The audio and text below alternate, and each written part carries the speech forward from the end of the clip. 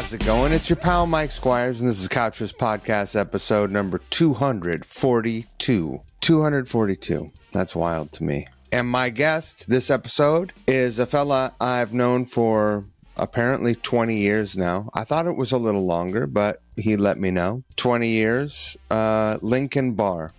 Lincoln, I met while we were both living in Seattle. Neither of us are there any longer. Super talented guy. Super sweet fella. His album Forfeit the Prize, which came out at the end of 2022, is his third solo record. His music is at once pop and jazz, and it is definitely not now music. Although it's very much now music.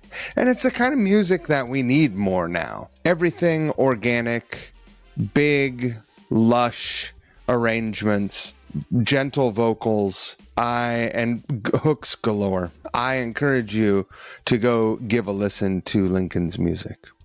And he will be on tour in March. Let me give you some of these dates. Let's see, March 3rd. He will be in Madison, Wisconsin at Kiki's House of Righteous Music. March 4th, he'll be in Evanston, Illinois at Space.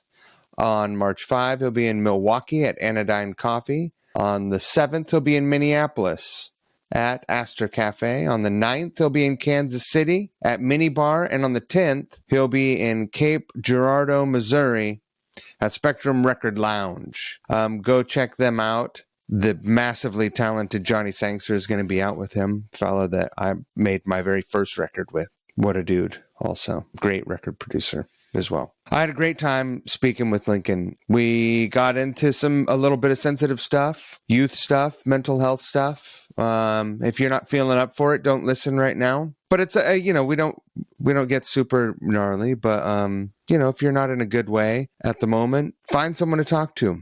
If you cannot speak to some professional person, speak to someone you trust and love and who loves you. Don't let your dark thoughts get the best of you, ever. Because shit will get better. You know what they say? The darkest hour is just before dawn. That's what they say. And I believe them. I hope you enjoy this conversation. I hope you enjoy Lincoln's music. I hope that if you are somewhere in the Midwest, you will go check him out. Thank you so much. I would like to make this a personal invitation to support Couch Riffs at Patreon. Patreon.com/CouchRiffs. Your support is what makes this podcast and the music videos happen. At the time of this recording, I just have finished editing a special Valentine's Day music video that'll come out the day after this podcast. I hope you will go check that out. It's great. It is a cover of Tracy Chapman's For My Lover, reimagined with sitar, harmonium, and upright bass, and it has a cast of killer players. I'm very happy about it. I also have 2 other songs done that I need to edit videos for that are incredible. Your support is what makes all of that happen. So thank you very, very much. I have ambitious ideas about what Couch Riffs can be. I cannot do it without your support, so thank you so much. I appreciate you. I would also like to thank Variety Coffee Roasters. I'm drinking it now. It's 6:30 in the morning. I'm drinking it as we speak. That's what we do in the morning. Variety Coffee Roasters is located in Brooklyn, New York. They have a number of cafes in Brooklyn and throughout Manhattan. They have a website. You guessed it, varietycoffeeroasters.com. They have social media. You guessed it, at Variety Coffee Roasters. They have a subscription service on their website. You go answer a couple simple questions, and you can get coffee delivered to your door as often as you want. You never run out of coffee. It is magic. I drink this stuff every day. I wouldn't recommend any bullshit to you that I wouldn't drink myself. I love these guys. They've been supporting me for a year. I support them back. I use their products as well in my professional world and personally.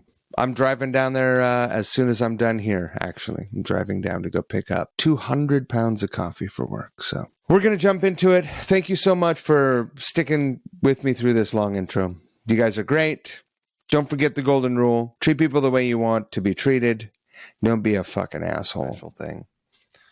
Some sort of special. I think this is very special thing. You know what? We're all special. We're all special. I'm happy to see you, Lincoln. Likewise, man. It's been, I was trying to think of when the last time we saw each other was. It was probably I don't recall. Before you moved to New York. Well, yeah. Did you move? You're in one of the Carolinas now, yeah? Yeah, we've been in South Carolina for almost 4 years, unfortunately. Oh, really? Well, it's not the best. It's okay. No. Is I it mean, we're here a for work thing? yeah, we're here for Christian's work. She's a psychiatrist, and so she's doing her residency out here. So we've Got got it. one more year, or about a year and a half more here, and then we can go wherever we want. Where do you suppose that will be? I don't know. I mean, we've talked about Chicago. We've talked about Durham, North Carolina. We like quite a lot. There's a lot uh, Yeah, to recommend to that area. I don't know. We love the Northwest still, but it's, as you know, it's a lot different and a lot more expensive. And I'm not. It would kind of be like starting over for us. And I don't know if we're quite in, financially speaking, anyway. And I'm not sure sure. if we're in that in mood. Right. Yeah, what I mean, I moved to Seattle in 19 like January 1993. Okay, When did you move to Seattle? Can I guess? sure. I think you moved to Seattle in 1998. No, no. I was in high school still. I moved to Seattle in 2000. I got there on December 31st, 2004. 2004? I'm afraid so. Man, I'm way off. I do remember you were a long hair guy when you showed up. I Did was, yeah, when I worked at Was your Emerald first City. job? Was that your first job in Seattle? Well, so when I was in college in Cape Girardeau, Missouri, I worked at Barnes and Noble for like 4 years, and so when we moved to Seattle right after I graduated, I transferred and I worked at the Barnes and Noble in Pacific Place, I think is what the mall is called. And God, it was miserable. Oh, it was Yeah, horrible. It wasn't the Barnes and Noble that I worked at in college was sort of like high school, if that sure. makes any sense. And very low key. And this was just pure misery. And so I worked there for about a month. And then I called my buddy, Andy Salzman, and who worked at Emerald City. And I said, and Andy and I didn't know each other very well at that point. We had some common friends, but I said, man, if there's any way, like you can get me on down there, I'm dying. And so I came down and I met Jay, and yeah, the rest is history. How long had you been in Seattle before you ended up there? Really, only like a month or so, maybe 6 weeks or something. So you were fresh. You were fresh. Extremely, Wow. yeah, and it changed everything, right? Getting to Sure. work there, right? I don't know how things would have turned out if I hadn't had that opportunity. I mean, it's still retail, and it's a small business, and there's all sorts of funniness, right, that comes along Of with that. course. But in terms Not to of mention building, where it's at in Pioneer Square. oh There's my all, and God. especially these days, it's really pretty. Like they've got the barred locked door Yeah. there. And you have to like buzz the door. Yeah. I mean, I went there for the first time in a few years just last summer, and it was a different scene for sure. Um, but it, it really accelerated me sort of building, uh, a community, right? Or Yeah. getting plugged into a community that was already there. So, I mean, I'm so grateful. And got a lot of nice gear out of the deal too. I remember. Here's a funny thing. Um, I remember the first time I saw you when you cut your hair, and I was like, "Look at how handsome Lincoln is." And every time, there's a point like I shave my head and I cut my hair and I shave my, Mhm. whatever. It's like a cycle. Every time Mhm. I'm at the end of my rope, I think Lincoln was really handsome when he cut his hair. I should just cut my hair off. Every time. I still think about it. It's happened 3 or 4 times. Th- That's really flattering. Thank you for Thank you. that. Yeah, Thank man. you. You're welcome.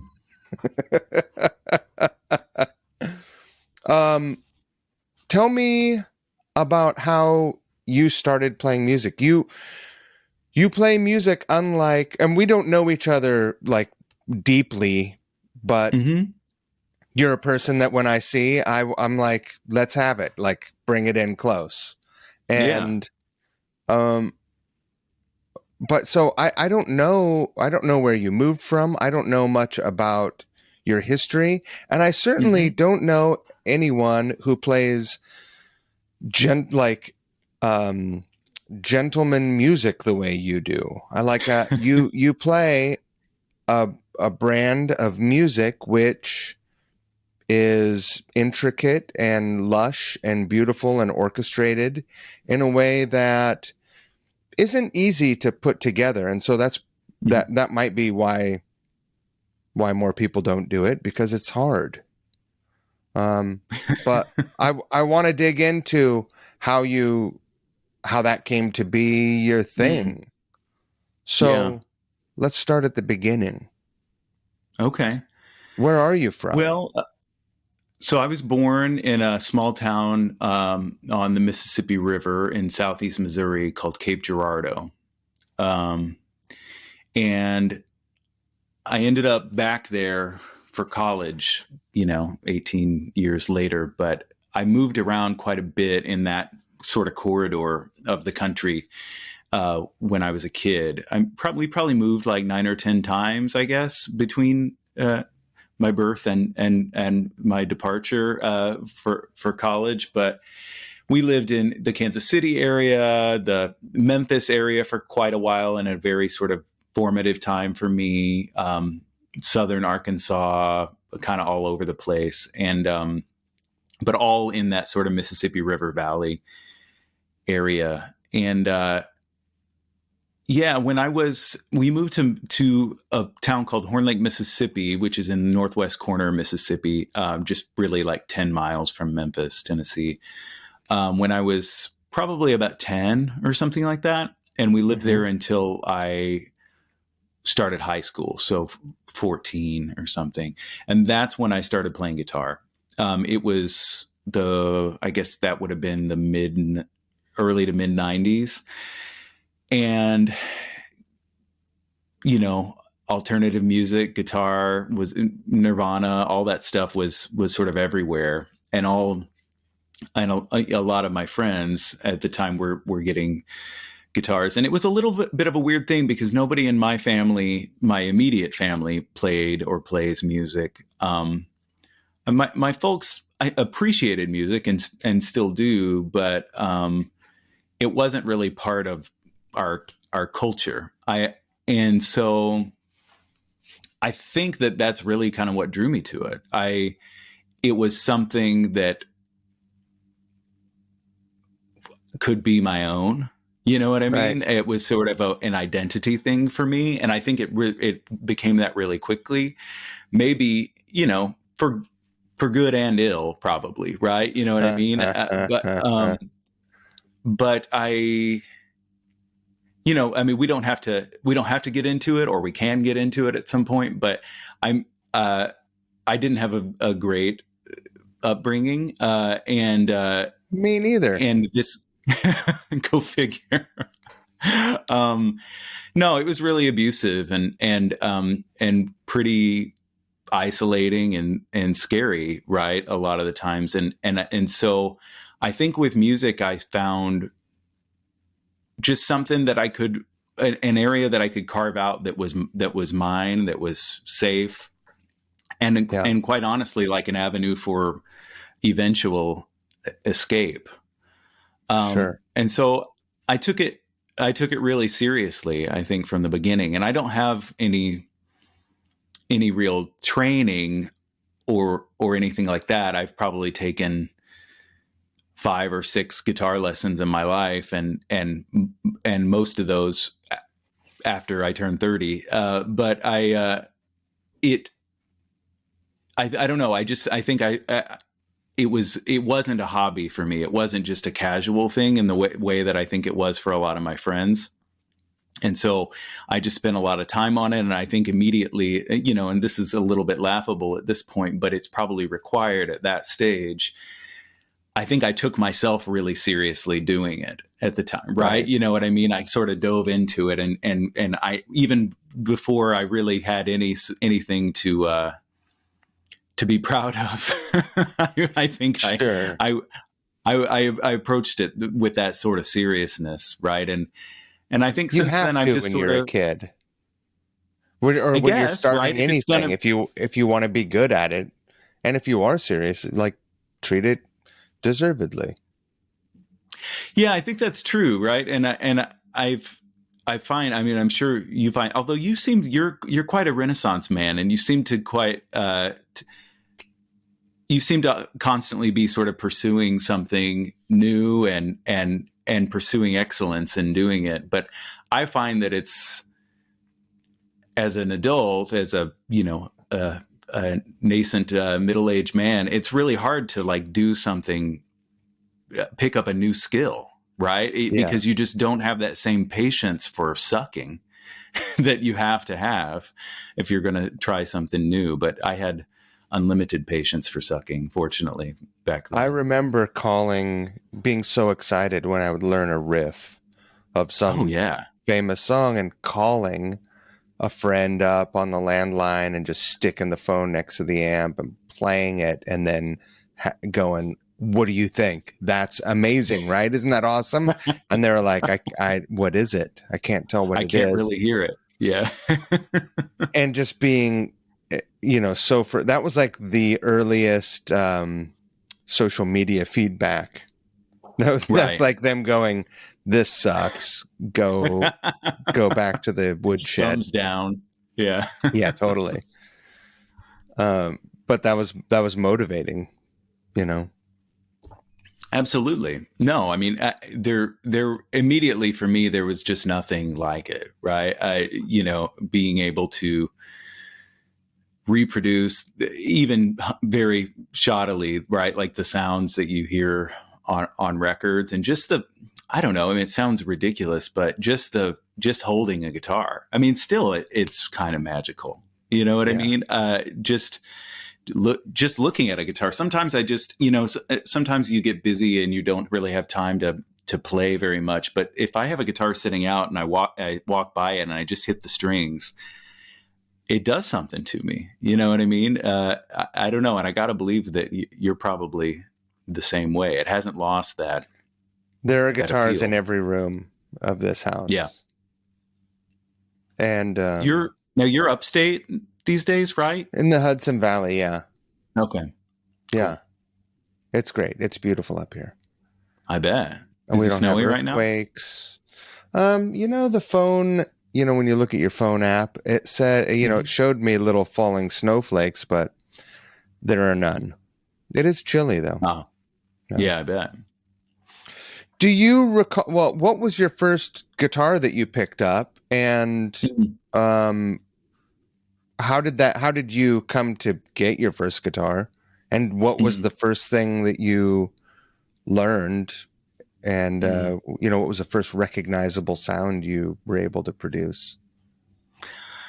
Let's see.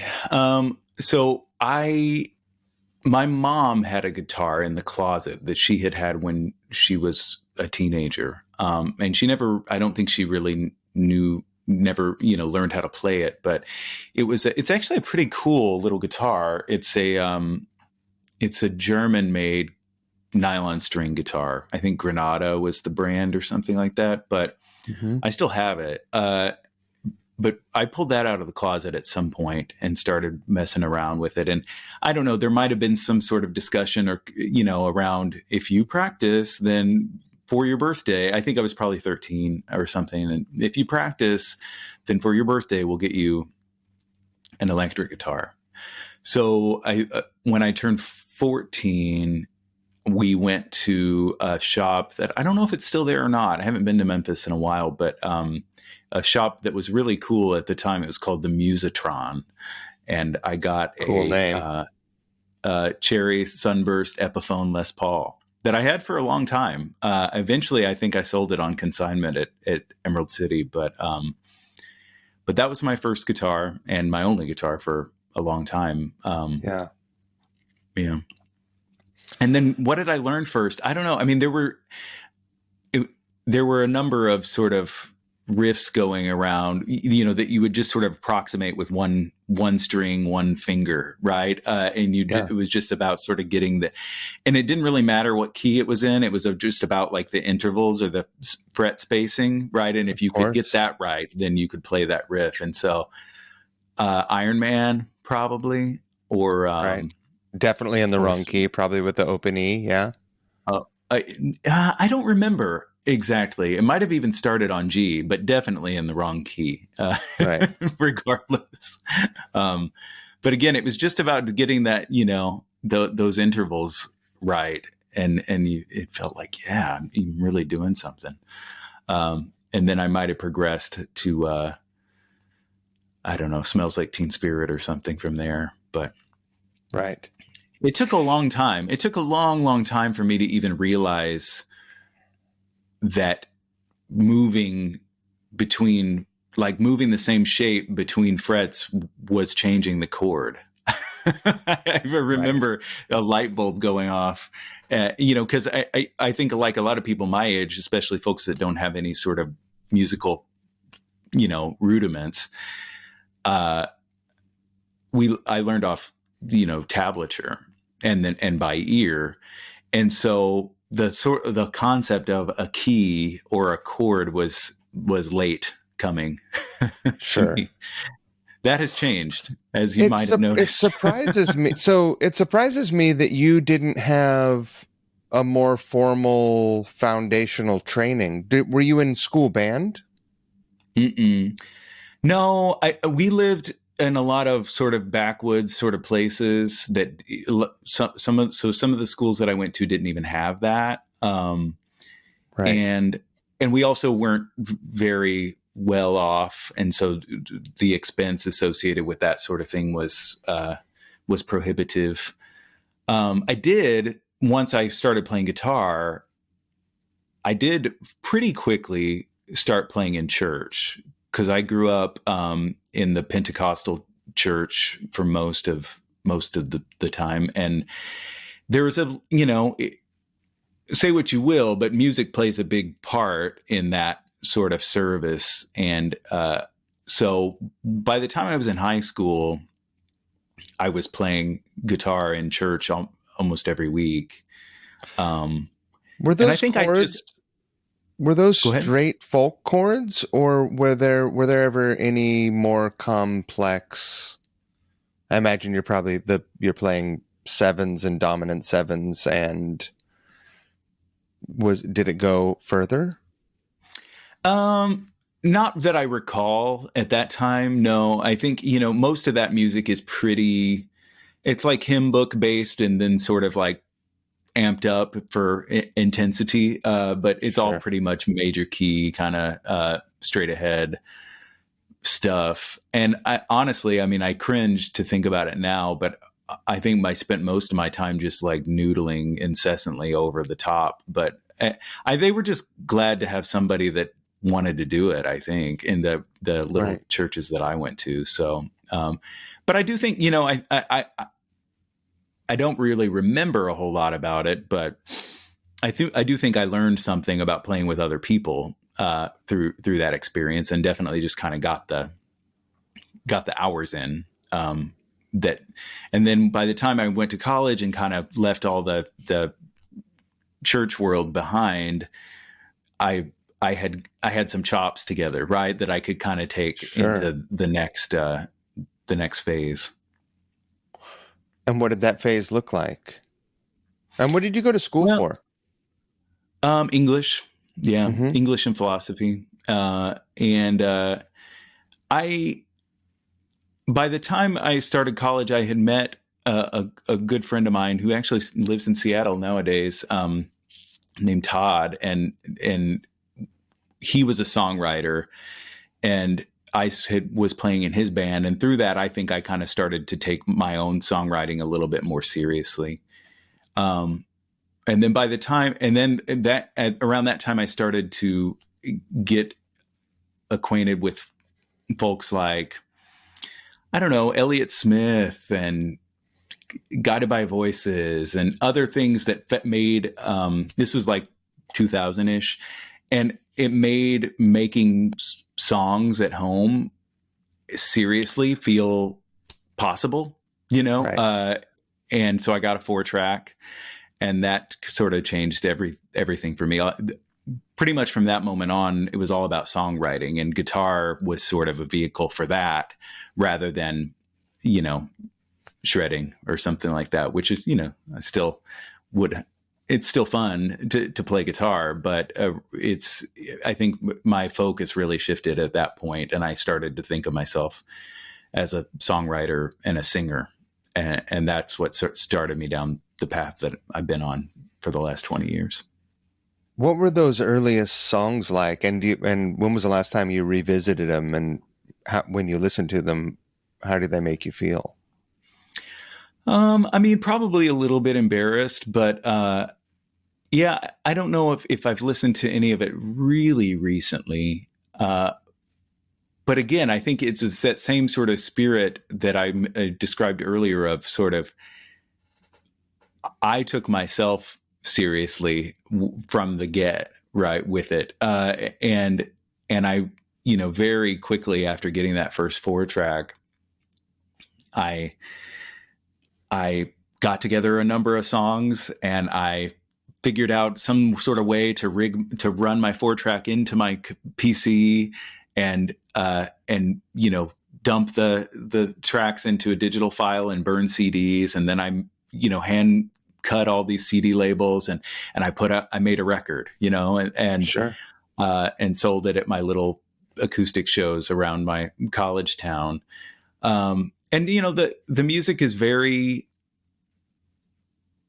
very, very ramshackle from a production standpoint, and probably from a tuning and harmony standpoint, but ambitious too, right? You know, I think that that's when I started to really become enamored with pop music. And, you know, I talked about Elliott Smith and all these other things, but New Pornographers and Wilco and all this other stuff that was sort of, I felt at that time anyway, like it was sort of stretching the boundaries of what pop music could be, and was really, it was bringing a lot of like 60s and 70s sort of color palette into a modern context with modern lyrical content and that sort of thing. And so I think that's what was really inspiring me at the time. And so if I listen to those songs now, that's what I hear. It all feels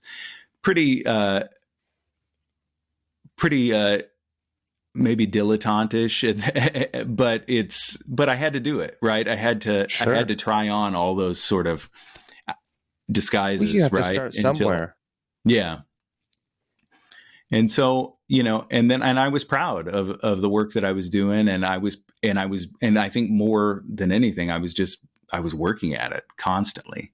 Right. And so I think there was, during that couple year period between getting the 4-track and moving to Seattle, I think I made a lot of progress that enabled me, once I got to Seattle and actually met other musicians that were kind of on the same page, to have some songs together that felt like I could stand behind and play, you know, on stage. So it was essential. That's for sure.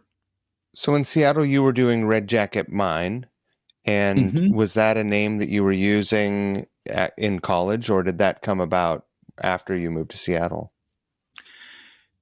Yeah, no, that is the name that I assigned to my project kind of from the beginning. In about 2003, I was going through, you know, at that time it's funny how this sort of thing comes full circle. But at that time, I was very self-conscious about not being a solo artist or not being a singer-songwriter. Right.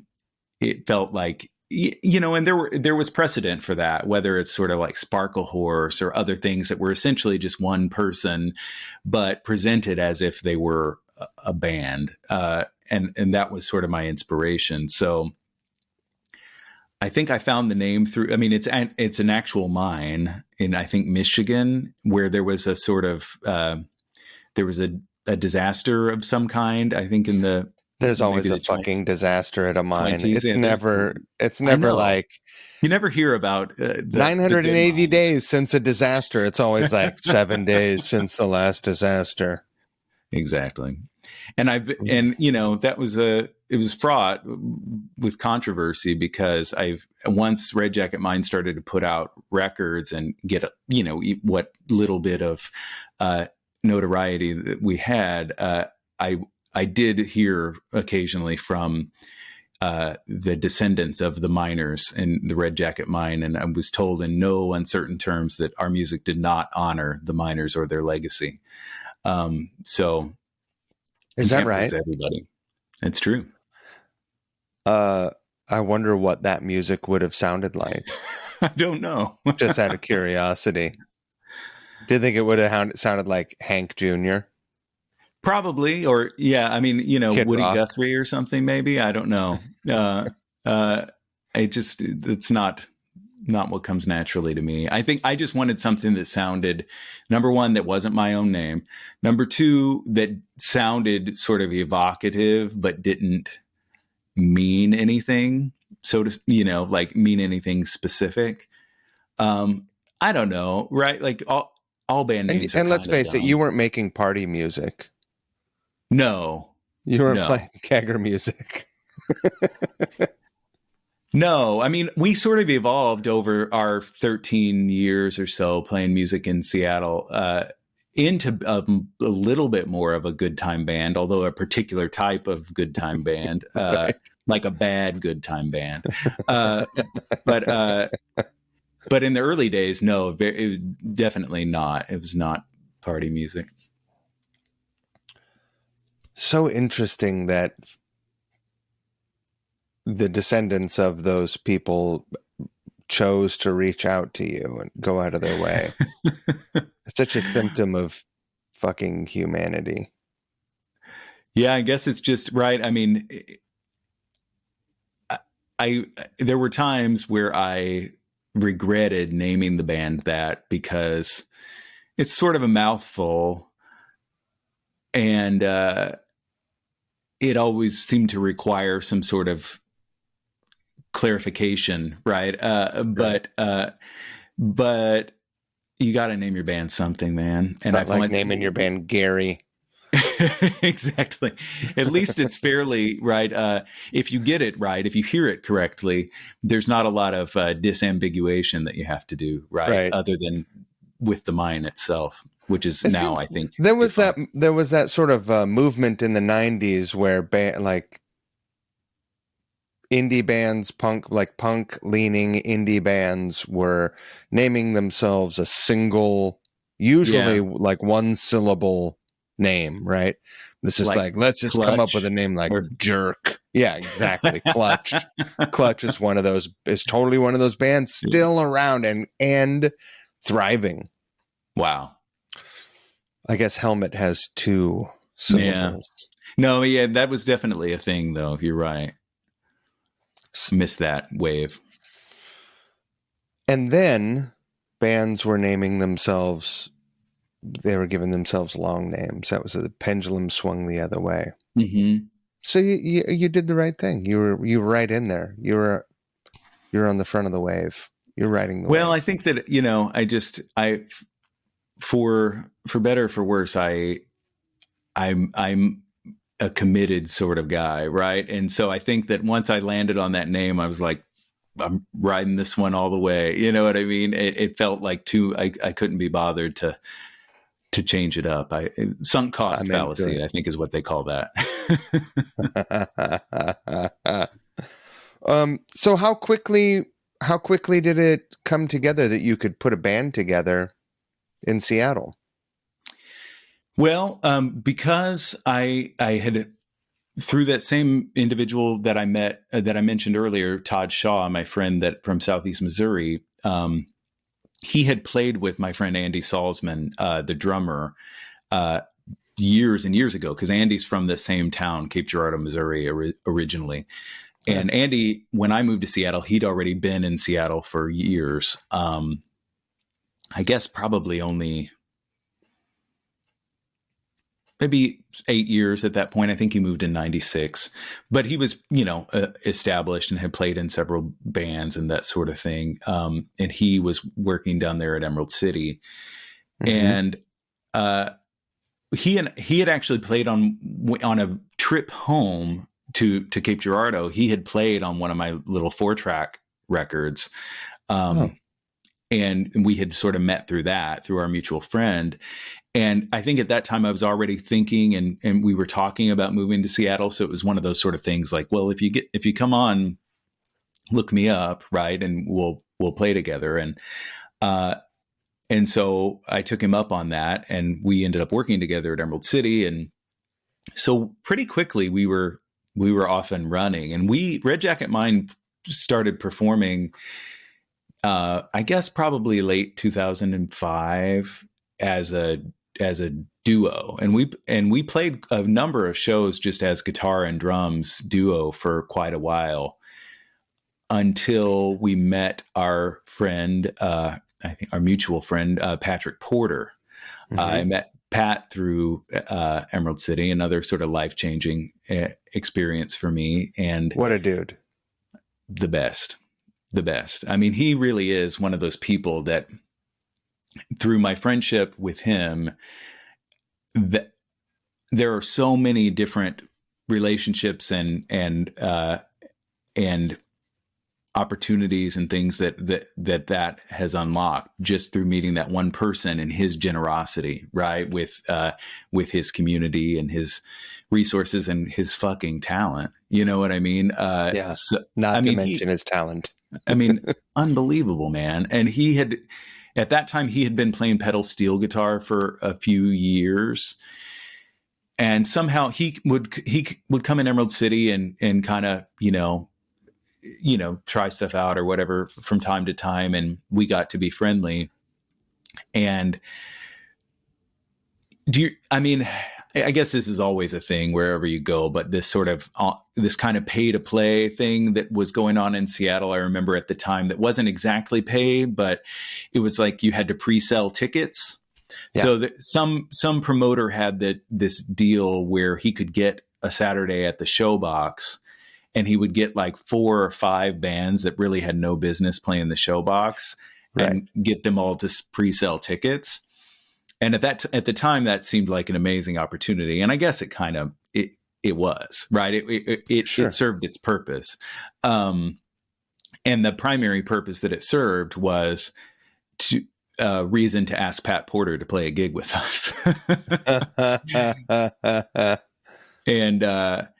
And he amazingly said yes, and we started rehearsing, and he did that gig with us, and then he did another one, and then we asked him to join the band, and he was in the band for about 5 years. Probably about 2006 to 2010 or 11. And yeah, our partnership with him is what really opened up the doors of making proper records, playing Right. proper gigs, rocking, go figure, right? Yeah. I wonder, I want to ask you a question about something that you mentioned earlier. You said you played around a bit as a 2-piece, Mm-hmm. and the chord structures of your songs, especially, I mean, everything that I can recall hearing, like, it's not like you're playing straight folk songs. There's a lot of No. complexity to your chords, and I wonder if that was something that you were already doing, or if that complexity sort of came along because you were, at that time, as your songwriting is developing and coming together more and more, you're trying to fill up some sonic space. Yeah. I mean, there may be something to that. It wasn't, I don't recall it being deliberate. At that time, in the earlier days of Red Jacket Mine as being sort of a proper band, I was playing in alternate tunings a fair bit. Mm-hmm. I remember Open D6 was used a lot on the first sort of proper record Red Jacket Mine did, called Hello Old Cloud. That was a tuning that I used a lot. Open G, of course. And so I think that's where probably some of the chordal complexity came from. It was just sort of moving your fingers around until it made a sound that was pleasing. Right. But, I think that if I zoom out a little bit further, I think I've just always been drawn to those sort of ambiguous sounds because they sort of extend the content of the song, right, in a way that you can't with words. And as I've progressed as a songwriter and as a person, and I find that I have more personal things to say, words increasingly fail me. You know what I mean? To say those things, and so I think I've had to continually push the harmonic content to complete the sentence, so to speak. Interesting. To sort of like, it's almost like a sound bed in a film, except with the narration of your singing, your vocal. Yeah. Yeah, I guess so. I mean, I think I heard or read that Joni Mitchell calls her chords of inquiry, right? There's sort of like a question mark at the I end of the like chord. that. And that really resonates for me. Yeah, I think I've just always been drawn to kind of rubby sort of sounds within chords, sort of like dense harmony. Um, and nowadays I feel like I have enough grounding that I generally, but not always, know what to call that. I have a little bit of better sense what's actually going on in the chord from a Right. musical point of view. But I think earlier on, I was just searching around in the dark till I found something I liked. I love that. I love it. Um, how many records did you make under that name? Well, I did the 2 4-track records that are mercifully out of print, and then I did, and then let's see, Red Jacket Mine. We put out records in '07, '09, 13, and 14, and then a number of like kind of a few 7-inch singles and things like that in between. So Right. four records, and then some odds and ends. When you eventually left Seattle, how are you feeling about the future of playing music? Like, Mm. you were sort of leaving behind this a a foundational history. You were leaving behind like so many experiences and a community and Mm-hmm. player resources, just people that you could play with, Yeah. and traveling into the unknown. Mm-hmm. Yeah. I mean, I think I was definitely ambivalent about it. That being said, what prompted us to move in 2015 was my wife got into medical school, and was her sort of, long term dream. And, uh, she went to medical school in Yakima, Washington, though. So it was fortunate that I didn't have to move very far away. And in some ways, I never really left Seattle, which probably limited my ability to connect with the community that was there in Yakima. And it's certainly small, but there are musicians and gigs and things like that there. But I was You still were in Yakima? for 2 years. Yeah.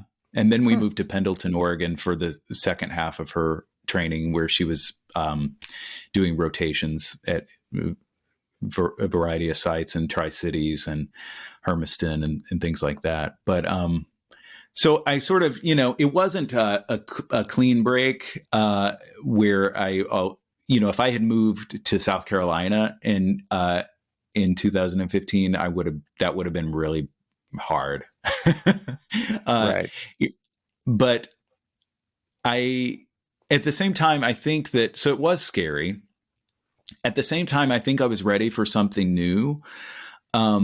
Because as you know really well, trying to keep a band together, keep a band gigging, keep a little bit of money trickling in so that you can record and do the things that bands do, it's really exhausting, right? And it's Yeah. kind of it's sort of a thankless task. I mean, I think that Red Jacket Mine had its one little sort of blip of popularity around the time we put out a record called Someone Else's Cake in 2013. And you know, we got to do all the things that, you know, that we had always wanted to do, of playing Bumbershoot and playing at KXP a couple times and doing all the stuff that we had dreamed of. And it was really great. It was super fun. But as it happens, right, like you do those things and then nothing happens and you're back to sort of, you know, do your rinse and repeat. And I think that had kind of, and I got the feeling that when in 2014, when we put out a record called Pure Delight, which I still think is the sort of the high watermark for that band, I just got the feeling like our time had passed. You know what I mean? Like the people that were excited about the music were less excited. We were all, you know, we were all getting older, and so were our friends and fans, right? And that obviously changes things. And then sort of concurrently with that, I was going through a really difficult period. You know, I think in my early 30s, my grandfather passed away. I think when I around the time I turned 31, and that really set off a lot of things for me emotionally. He was a really important person in my life, and in many ways, sort of the only gentle and kind male figure in my life. And I think, and I appreciated that, but I didn't appreciate it as much as I do now. Right. And I think there was just a lot to deal with in the aftermath of his passing. And it was a number of years of really kind of darkness for me, and suicidality and just turmoil. All the while I was still playing music and doing things. It's very kind of, I felt like I was living sort of two lives. There was my inner life, which was just really, really bleak. And then my outer life that still seemed pretty productive and pretty, you know, positive. It just I wasn't really getting any enjoyment out of it. And that continued on for a number of years after we left Seattle. But I was starting to turn a corner, and that was coming out of my music too, right? Like I had started to write the songs that became my first solo record, Trembling Frames, right before we moved. I think I had did you ever, you know, I know you lived in Portland for a while because you graciously let us stay at your house one time, but did you ever play at that little bar down at the bottom of the Crystal Hotel, Al's Den? At the bottom of which hotel? The Crystal, I think it's called the Crystal Hotel down like next to the Crystal Ballroom. Oh, no. It's a McMenamin's place, but I'm not sure if they still do it, but for many, many years, they would do these week-long residencies for songwriters. Right. And I did that twice. The first one was in 2015. I had booked it. And I just didn't really I just knew it was something I wanted to do, but I didn't necessarily have a plan. I didn't have a lot of songs or anything, and I knew I needed to do something new. And kind of in the 6 weeks leading up to that first residency, I wrote a bunch of the songs that eventually became my record, Trembling Frames. And that was really, that was a big shift for me, because these songs didn't really have much at all to do with the music that Red Jacket Mine had been making. They were much Right. more overtly jazz influenced. Mm-hmm. And I didn't even really know what I was doing at that point. I think it was just sort of like something had shifted. And I was also speaking much, much more frankly about some of the trauma and stuff that I had gone through. And that made for a rip roaring good time at Al's Den. Let me tell you. uh, do you mind if can we talk about some of this stuff a little bit? Of course, yeah. How are you doing today? Really, really good. The last, I'm happy and to I'm hear that. so thank you. I'm so grateful because the last few years would have been really, really hard if I was still in that place. I mean, they already weren't easy, Sure. but the fact that I had eventually found some just someplace safe, right, on the inside and on the outside, right, that I could be during the time of kind of isolation and uncertainty. Um, I'm really, really grateful for that because because it has been hard moving, 3,000 miles away from most of my friends and my musical community. Sure. I know that But at the song. same time, it's been very,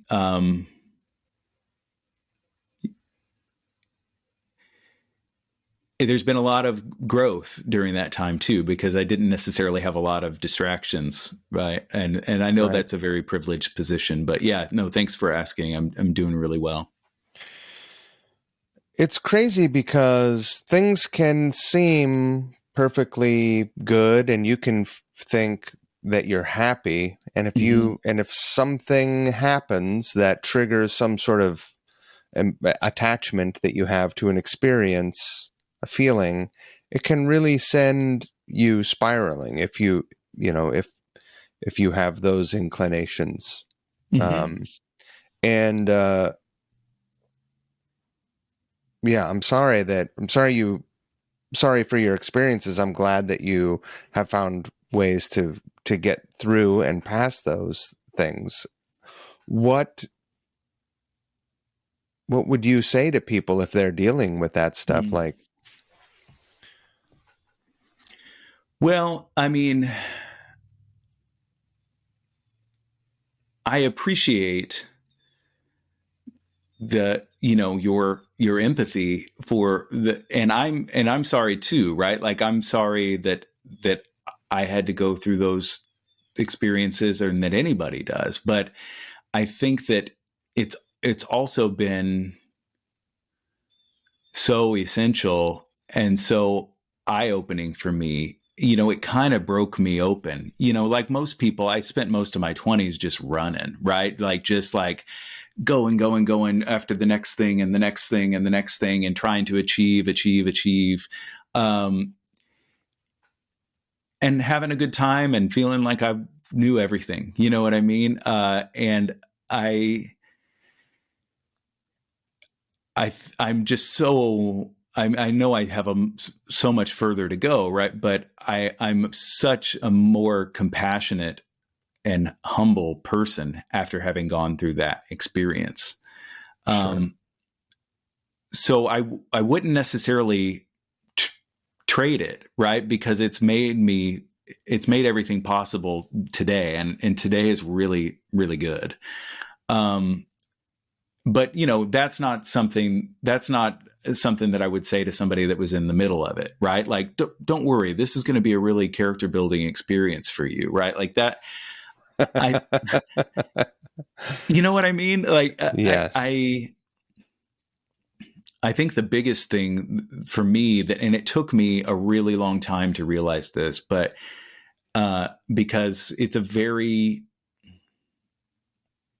just a very isolating place to be, no matter what is going on in your external life when you're in that sort of darkness.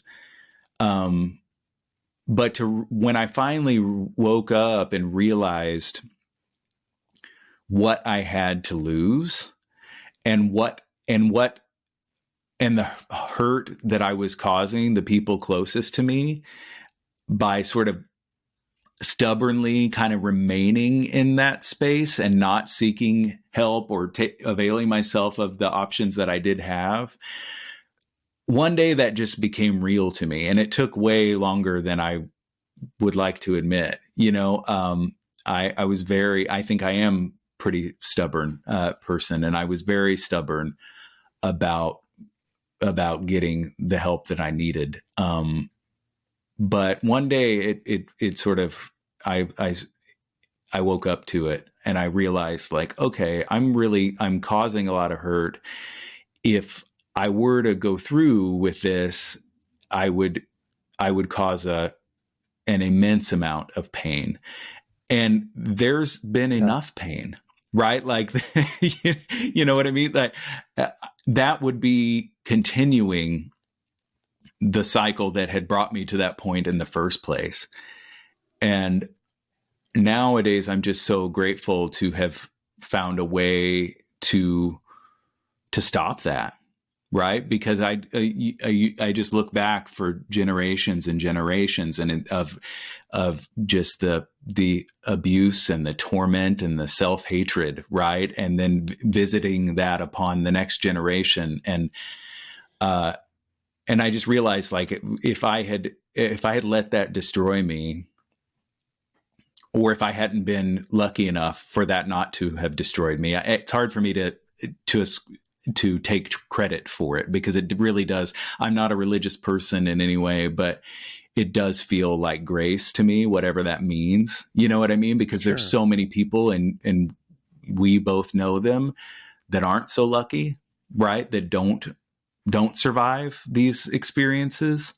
Sure. Um, and I don't, yeah, it's hard for me to take any credit for that. But if I hadn't been able to come out the other side of it, that pain would have just continued to compound and radiate outward. And, yeah, I don't know. I'm not being very, very articulate, but I'm trying to be very sincere. Do you have a, did you change your routine? Do you have a routine or a ritual, or when you feel old ideas sneaking into your mind, do you have a way of dealing with them? Mm,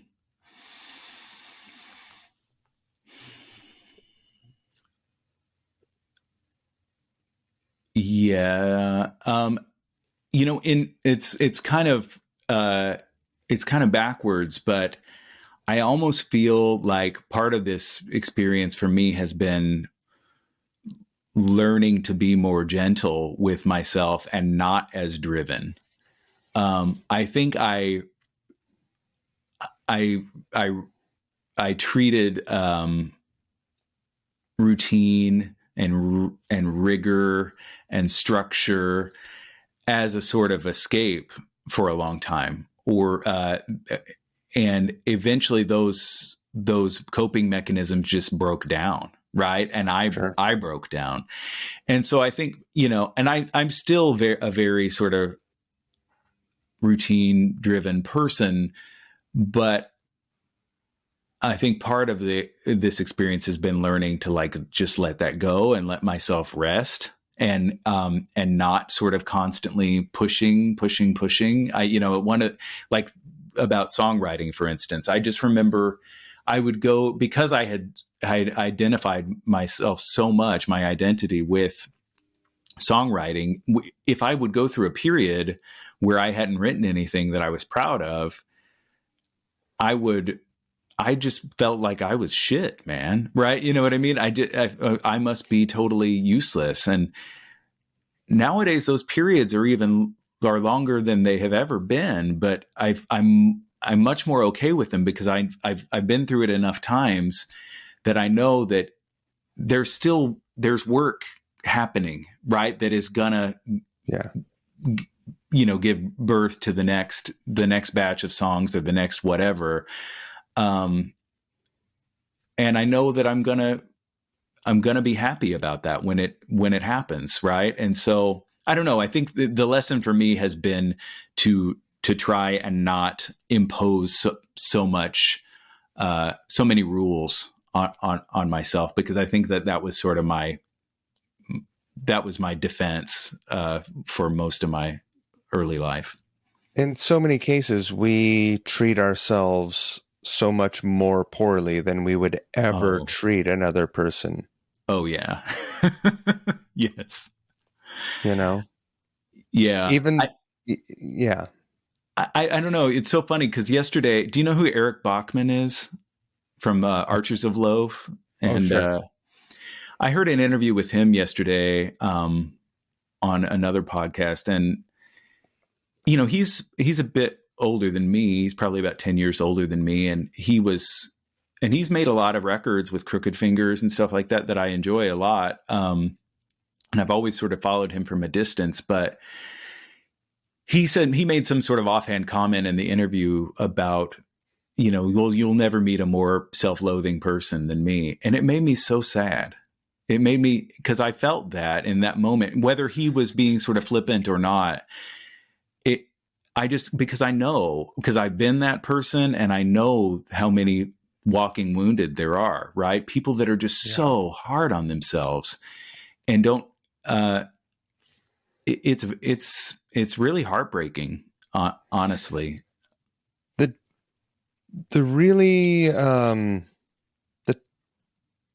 the part that is most difficult for me to sort of balance, or just to, the toughest part is that most art and creative things come out of some sort of pain. Mm-hmm. And the stuff that didn't, when I was a kid, I thought was shit. And that's also a drag to think Right. about when I think about the way I view things, and the way, like, I used to view, not that I'm the biggest proponent of self-help and sort of new agey stuff, Mm-hmm. but I definitely embrace it.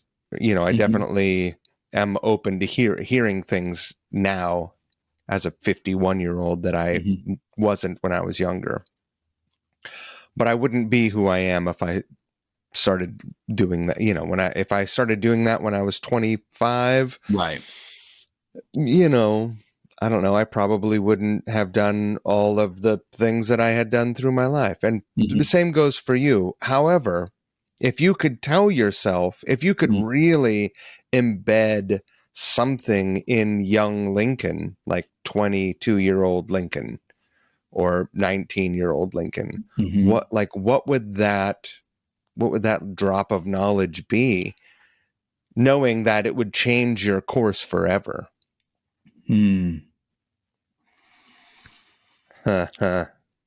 Man, I don't know, right? It would be very easy to say that I wish that I had come to some of these realizations sooner. Even just confronting the fact that I was so badly abused, right? For, ritually, for 15 years or something, right? Like, Yeah.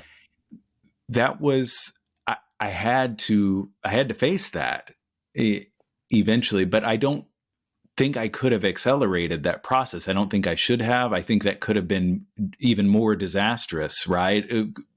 Having those blinders removed earlier.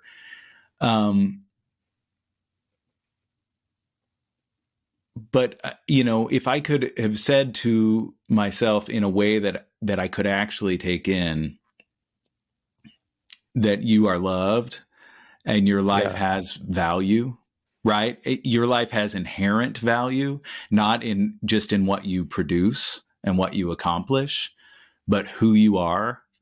Um, and this is all, it sounds so cliche, right? But there's only one you, right? Like, Those are two concepts that are difficult for someone who creates things to reconcile, though, that you are of value as a person standing in the middle of an empty room, and you are of value standing in a room with something you produced.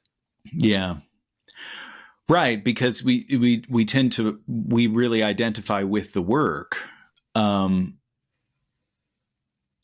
and that enables you to to take it again, to take it really seriously, to Right. to to really to really commit, and then letting go of that is is really hard.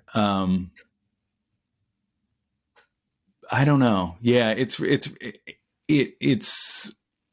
it's so easy to say now, right, that it had to be the way that it was, and I suppose that is true, right? But if I could have saved myself and the people closest to me a little bit of suffering, I probably would have done anything to do that. You know what I mean? Because it was it was a it was a bitch, man.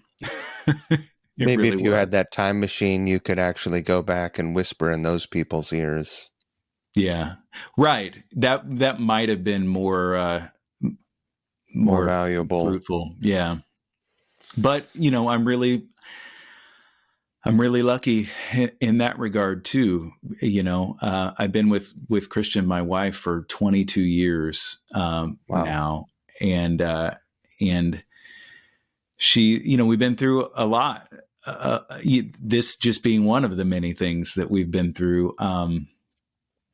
But and she, she stood by me. You know what I mean? And I know it was really, really, really hard. And and in my music too, right? Like she's from day one, she saw me for who I was, right, and Right. who I could be, and she's been really, really supportive, and that has given me a such, even in the darkest times, that's given me such a position of strength and sort of stability to operate from. I'm really, really grateful. What do you think your life would have been like if you did not have such a rock in it, such a solid place to always return to? Mm. Well, I think it would have been much shorter. Right. I think it's it's hard for me to even imagine, quite honestly, because we met when we were so young. But Oh God, I just got incredibly sad when you said that. I was like, it's I'm sorry. no, it's I'm happy. I mean, I'm happy. I just in that moment I was overwhelmed with thinking about people who didn't have someone that, you know, Yeah, would I stick do. with them, would stay with them through those things. It's real, man. It really is. Yeah, which is so it's things like that that enable me to, again, with the benefit of some perspective, see just how fortunate and in some ways even sort of charmed my life has been, despite all the challenges. Because I'm here to talk about it with you. Sure. Let's talk about the latest record. You're about to go on tour. Yeah. And it Mhm. feels like an awkward transition, but I'm like, No, we it's got not. like we're gonna we can ride on this for another 30 minutes, but I feel like I'm glad we talked about this stuff, and No, thank you. I I'm appreciate it. really happy you're here. Thank you. Likewise. I'm happy you're here with me now, and I'm just happy you're here in the world. Thank you. Me too. Um, let's talk about your record. Mhm. Great. Uh, again, lush, like rich instrumentation. It's elaborate and complex and very and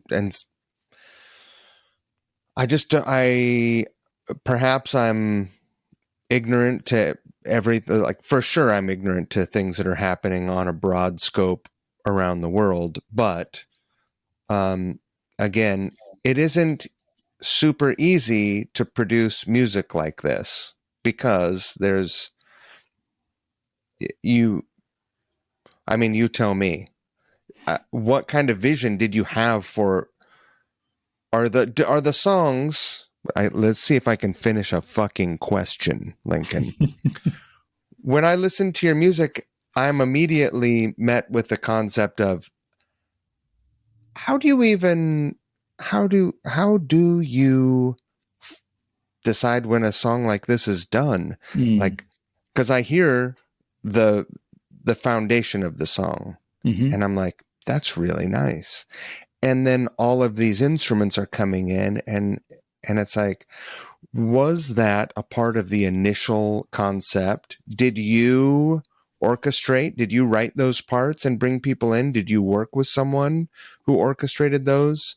This is all the shit I want to know, Lincoln. Okay. I can. Sorry for the clumsy question, but I want to know how you come to make this complex music that also doesn't come across. It's not like listening to Mahavishnu Orchestra. Like, Right. that is complex music that is challenging to listen to. Mm-hmm. Well, as a fellow Cape Girardeau, Missouri native Billy Swan once said, I can help. I can help with these questions. I mean, the first thing that I'll say is that I have had a lot of help, right? Yeah. This is definitely not a one man show. Um, about 12 years ago, I started working with Johnny Sangster as a producer and engineer, and he produced the last few Red Jacket Mine albums, and he's been with me through all my solo records as well. And our partnership just kind of, from my point of view, just goes from strength to strength, right? Like, as we get to know each other better, as we each grow individually as people and musicians, and then bring that back to the partnership. And just there's an intimacy there, right? On a human level and on a musical level, that I think it gives me a lot of confidence, right? Like, when Johnny is enthusiastic about what I'm doing, it's inspiring. It makes me want to do better, right? It makes me Sure. want to try new things. And so Johnny has been sort of indispensable. And so, I do, when I write the songs, I have just an intuition, I think, of what they could be in terms of arrangement. Mm-hmm. But I very intentionally don't build that out before we go into the studio, because starting with my record Trembling Frames in 2017, we arrived at a very live and way of tracking, right? We made that record at Studio Litho in Seattle. We made this one at Johnny's studio, Crackle and Pop. But both were tracked live to 2-inch tape, including the lead vocal, and with just an amazing group of musicians. Johnny on guitar, John Convertino from Calexico and Giant Sand on drums, Keith Lowe on bass. Who? Wait a minute. You mean to tell me that the performances of these songs have no overdubs? I do not mean to tell you that. Okay. I was like, wow. No. Just the basis, right? Got it. Guitar, bass, drums, vocal. Yeah. So the foundation of the song is there, right? And that, so much happens just in that one performance, and no two takes are identical with that group of musicians. And I should mention Daniel Walker, my close friend and collaborator, who plays keys and did a lot of the string arranging for this record. Dan's also I've been playing with Dan for over a decade now too. He was in the last few years of Red Jacket Mine, and then he's been a close collaborator on all my solo albums too. And so, the songs are sketched out. I make the worst demos that you could imagine, right? It's just voice and guitar, and then sometimes like one other element, right? To be suggestive of some sort of atmosphere or direction that it could go. Mm-hmm. Suggestive to me anyway, right? Like I don't know how it comes across to, to the other musicians, but it's worked out so far. So it must be okay. But there are no parts that are written other than just the chords and the lyrics. And generally speaking, we have a day of rehearsal before we go in and run down the songs once or twice. And then we start rolling tape. And don't do too many takes, right? Normally, I would say definitely less than 5, sometimes 1 or 2. Mm-hmm. And what happens in the room when we record that basic track, the conversation between the musicians does a lot to suggest the direction that the song will take from that point on, right? And with Trembling Frames, it was I intentionally sort of kept that more under control. There were a few overdubs on that record too. A little bit of vibraphone, a little bit of extra guitar, a couple of backing vocals. But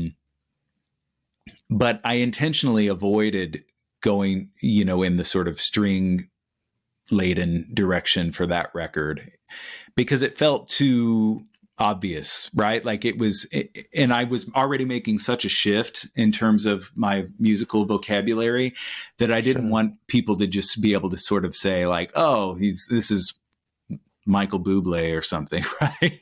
Because that was already enough of a risk. Right. And Michael Bublé singing about child abuse. Right. A winning combo, let me tell you. Dazzling the holiday circuit. Oh my God. But for this record, with the songs, are very much still coming from that direction. It's sort of an evolution of that vocabulary, but I'd say in maybe a little bit more of an integrated way that enables some of my other influences to come out, whether that's soul music or I don't know, right? It just felt a little bit less genre specific. There's still a lot of jazz in the music, as you know, but it just felt a little bit more widescreen, a little bit broader palette in a way that made me feel like, okay, if we do put strings on this record, it's not gonna consign it to a very narrow genre sort of box. It's actually going to open up the music in a way that is going to make it less genre specific, at least in my mind. Right. I mean, I find that I'm I'm making deeply unfashionable music because it's to young people, I think it sounds really old fashioned. To older people, it sounds, I think, a little too weird, right? Like whether that's lyrically or some of the other sort of subtext, that musical subtext, it's not a pure sort of throwback exercise by any means. So, right. and I wouldn't trade that for anything. I'm doing exactly what I want to be doing, but it does make it very difficult to describe, which makes it very difficult to spread the word about.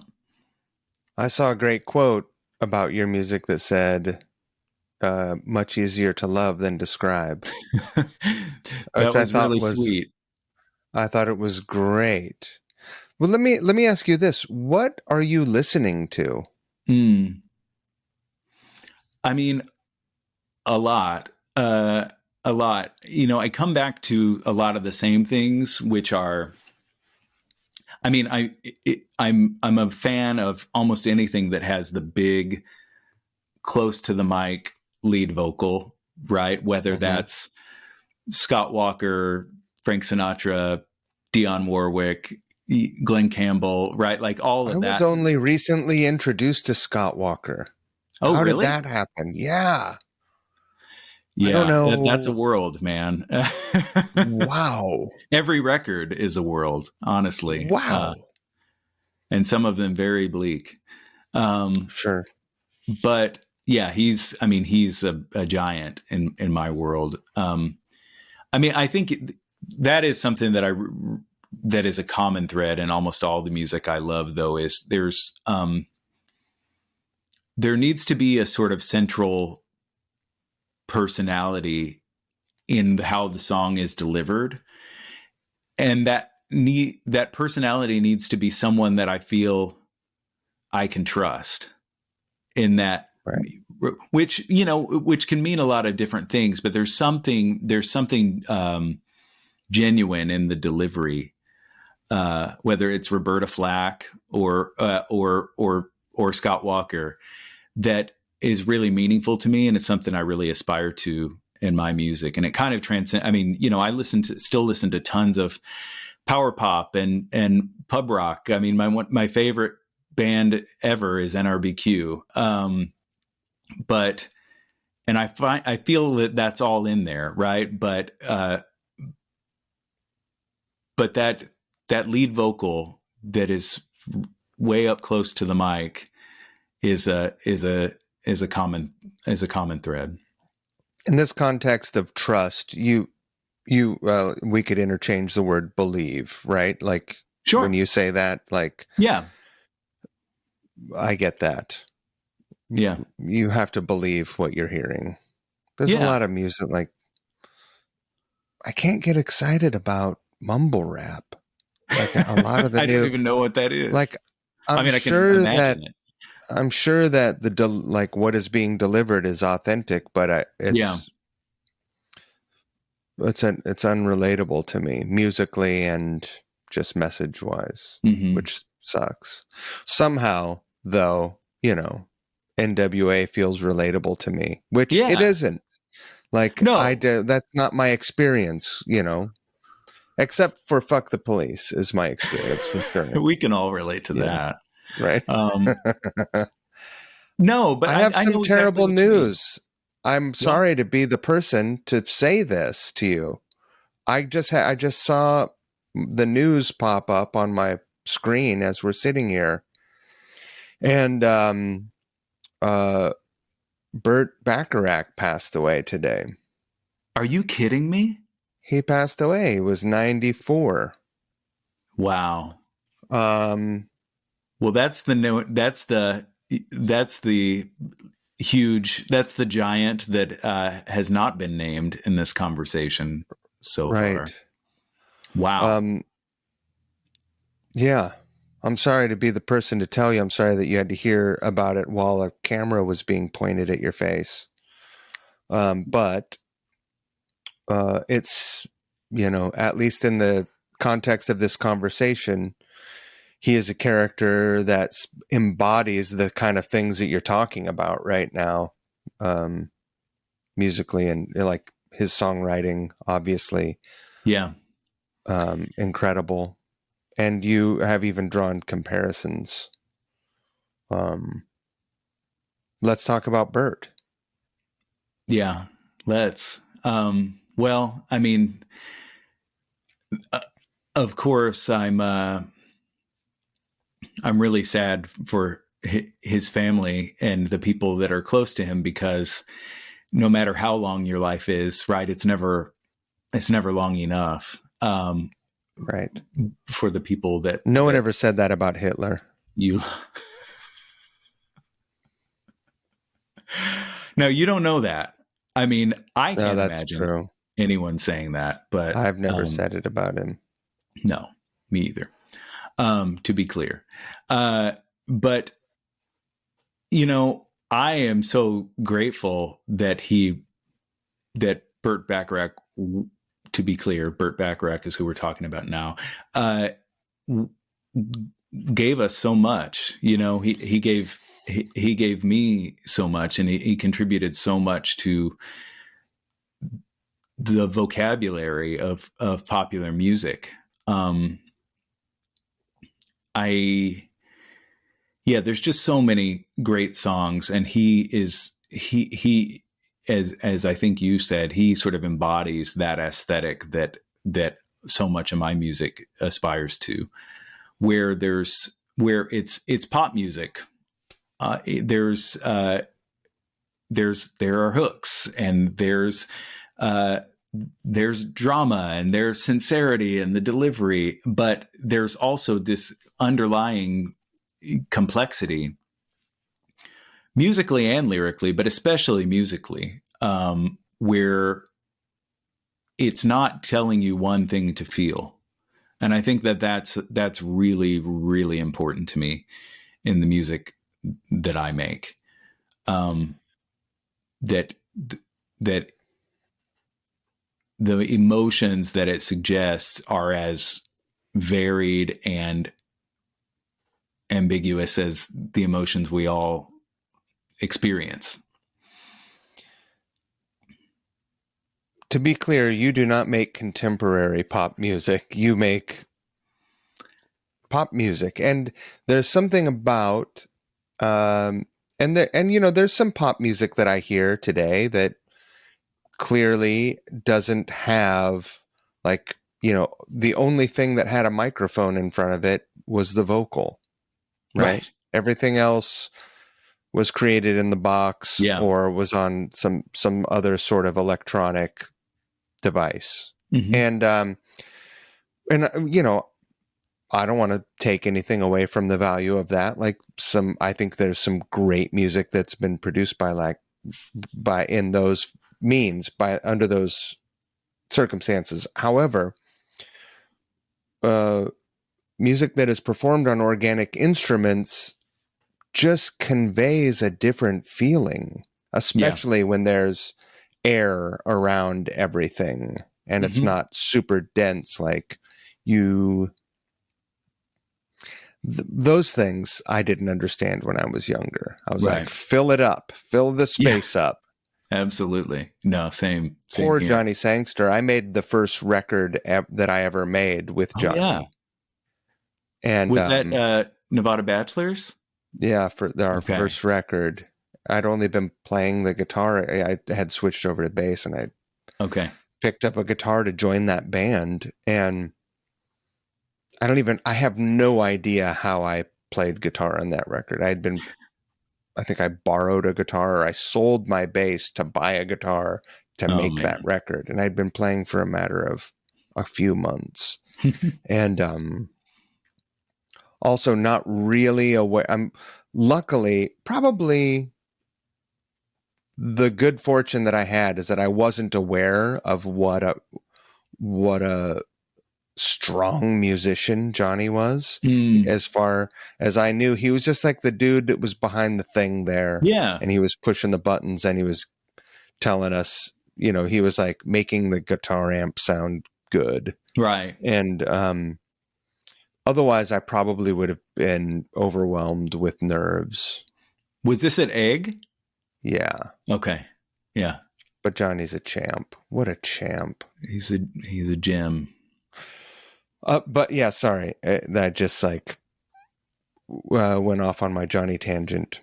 The organic instruments do something that electronically produced instruments will never do. Yeah. Even the greatest samples ever. Yeah, I agree. I mean, and there's something ineffable about that you mentioned hearing the air around the instruments, and I think that's really important. And you can't fake that. I mean, there are some really good plugins. I've heard good things about some of these plugins that actually do add room sound to your recordings, but Yeah, ever since I've sort of, been working with Johnny, and then especially making the music that I'm making nowadays with Johnny, the importance of bleed and room mics and things like that. I'm not an engineer by any stretch, but I can hear the difference. Um, and it's essential to the type of record that I want to make. I know that. Yeah. You certainly made a beautiful record with Johnny and everyone Thank you. involved. And uh, I am excited to hear what you do next. Thank you. Yeah, I mean, I'm right now, the record still feels very new to me. I'm Well, it is. anxiously waiting for my LPs to arrive. I should get them right in time for the tour.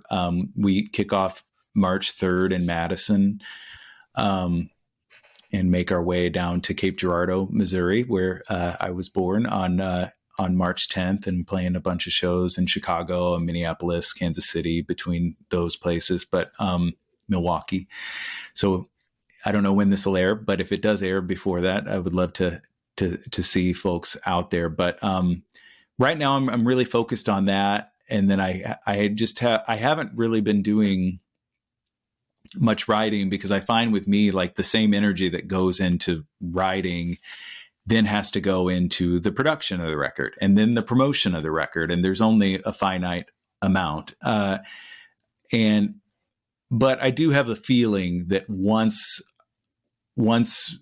this tour is over, it will be time to start thinking about what the next thing is. And that'll take years, I'm sure. Right. But that's Sure. okay. I'm really, really happy with Forfeit the Prize, the new record. And like I said, had so much help. I mentioned Dan, Keith, John, and Johnny, and those folks are my tribe. But Andrew Jocelyn plays all the strings. He's an amazing, amazing He's musician. great. My buddy Jefferson Curtis Brown sings on a few tracks, and Jeff is a really, really close friend of mine. And then I should also mention the Chicago crew that sings on a few songs. Kelly Hogan, who you may know from Mavis Staples Band, or Nico Case, the Decemberists. Nora O'Connor, also, who sings with Nico and a bunch of other folks, and Casey McDonough, who is the bass player in NRBQ, the current lineup of NRBQ. They all have a band called the Flat Five, that's based in Chicago, and we're playing with them on March 4th in Oh, Evanston. So awesome. they sing on a few songs on the record, and they really took it to another level. How will you present this music live? What is the lineup? What is the stage lineup? Is it you and a guitar performing these songs, or do you have a band? I have a band. So this tour is going to be myself, Johnny Sangster on bass and baritone guitar, depending on the tune. Ah, Um, John Convertino on drums, and hmm. Daniel Walker on keys. So I think it's a 4-piece, but I think it's a really live and limber little combo that I think I would follow those guys anywhere musically. And so I think it'll be really cool, right? We're not going to be necessarily approximating the arrangements from the record, because it's not really possible. Sure. But I'm really confident in this group's ability to just make a special musical moment. So I I'm would guess really, so. really excited about it. Tell Johnny that I said hello. I will. I will. Every time I see him, I'm always so happy to see him. But then he's, you know, he's one of those people that I had that initial experience with, like a lot of people that we encounter in life. And you don't pursue a deeper relationship Mm-hmm. with them, but every time you see them, it's like you're all, you're just happy to see them.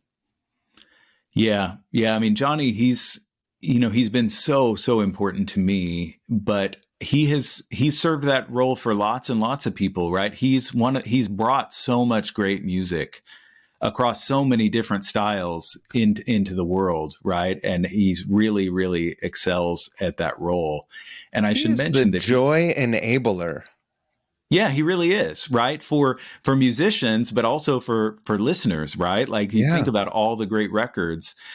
And I should mention that Johnny has a really incredible project that he's just, it's only in the last couple of years. They put out a record last year called Permanent Wave. The band is called Brawley Sangster, and it's a woman, Leslie Brawley, and Johnny. And they co-write and co-lead vocal on almost all the songs, and it's a really special record. And I've been a fan of Johnny's work always, but I think it's the best thing that he's ever done. So we got to do some shows in the Northwest around the release of Forfeit the Prize. They played 3 gigs with me in Yakima, Seattle, and Pendleton, and we had a lot of fun. But that's an amazing band, and people should check out the record. Awesome. I will do that. I will do that. Um, what happens? Do you have plans for performing after this tour is over? Nothing specific. I definitely would love to do some more shows in the Northwest before this year is out. Mm-hmm. And I also have just a feeling at this point, that it's probably time for me to play some gigs in the Southeast, because I've lived here now for almost 4 years and I haven't played a single show. There's a lot of good reasons for that, COVID being the first one. But I have some connections in Athens, Georgia, which is just a couple hours down the road here, and then some in North Carolina too. And I would really like to get out and play, share some shows with some of those people that I met, and just, see what that feels like, playing in this region, because it's not something that I've had the chance to do. Right. So I really do hope to be doing some more gigs, but nothing on the books yet beyond this tour. Where can people pick up your music? Bandcamp is the best place, probably. LincolnBarr.bandcamp.com. That's the best, most artist friendly way. My website is LincolnBarrmusic.com. And you can find out all you would ever want to know on that site. And of course, it's available on all the streaming sites as well. And I personally love to buy music that is important to me, but honestly, if folks want to listen to it and it means something to them, I'm grateful for that. So if streaming is your way of doing that, there's no shame. I just appreciate folks giving it a listen. Sure. Lincoln, you're Mike, great. you are too, man. I got to tell you, what'd you say? I said, I'm okay. Let's not get Oh, excited. you're more than okay. I want to tell you that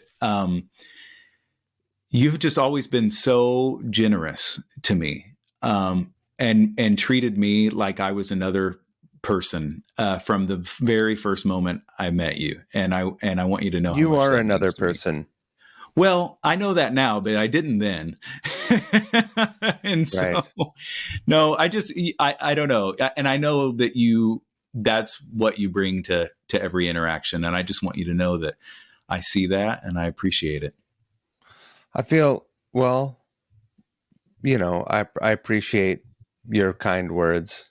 There's, we all have stumbled at many different times in our lives. And of course, you know, there are so many things in my life I wish I could go back. So many cringy moments where I wish an interaction had been different, and so many times when I wish that my judgment or whatever was going on inside of me internally didn't affect the way I responded to someone, And Yeah. I'm relieved to know that you can look at me and not feel any sort of disdain. I'm always so nervous about that. I spent so much of my time as a younger person pretty loaded. That was my Yeah. form of running. Sure. No, I understand Um, that. And I definitely can relate to right. Like just, I think about how obnoxious I was and probably still am, but maybe a little bit more conscious, of it than I used to be. Uh, just such thinking that I was so funny and so smart. And I don't think I'm so funny and so smart anymore, but I'm, do you think that's a symptom of age, or do you think that's a symptom of the times? mm, Because people seem to, generally speaking, people say, like, well, as you get older, you realize you don't really know shit. that's for sure. And when you're young, you think you know it all. Yeah. Hmm. And that's your job as a young Yeah, person, to think you know it all so that you can fail and exactly. experience humility Hmm. and grow. That's a great way to grow. Unfortunately, that's the Right. primary If only form there of were a growth shortcut. in, Yeah. right. If there were only a more positive way. Hmm. But also, there's just a greater awareness of people, like, there's so, a lot of catchphrases are really annoying to me, but self-help is more important, or Yeah. people seem to be more aware of a lot of important things now than ever before, and they're talking about them. Um, Yeah. No, I think that's true. Right. And just that there's a heightened awareness, at least if you're open to it, to the impact that we have on each other. So I'm sure that's part of it too. And if that's part of it, like I'm grateful for that. Right. But definitely, I could definitely relate to the, the humility that comes with age, and a little bit of experience. And I'm sure that there's a lot more of that in store, but I'm here for it, man. I'm, I'm here for it. yeah. I really appreciate you giving me so much time and telling me and being so open to talk about life and your life. Well, thank you Thank for you. the opportunity, Mike. I really appreciate it. I appreciate your curiosity and your interest. So, yeah, it means a lot to me. I'm gonna turn this thing off. Just thank you. Don't thank me again. Just stop it. All Thank right. you. You're welcome.